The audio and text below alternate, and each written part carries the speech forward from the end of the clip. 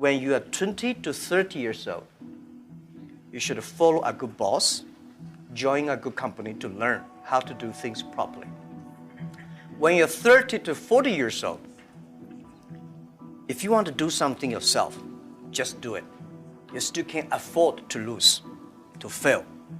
But when you're 40 to 50 years old, my suggestion is that you should do things that you are good at, right? And not do things that, oh, that's very interesting, I want to try something new. It's a bit dangerous more. When you're 50 to 60 years old, spending time training and developing young people, the next generation.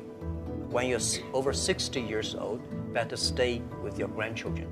So 30 years old, we people, next 30 years, are the luckiest period. We have a lot of challenges, a lot of things are happening, and with our knowledge, with our physical power, it's time.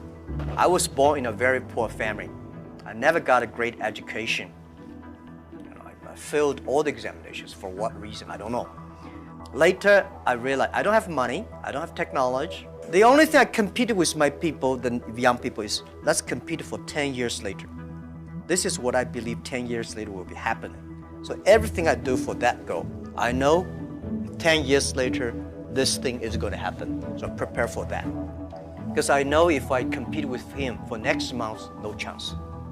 It's a challenge, but it's an opportunity. And it's the opportunity for people like us.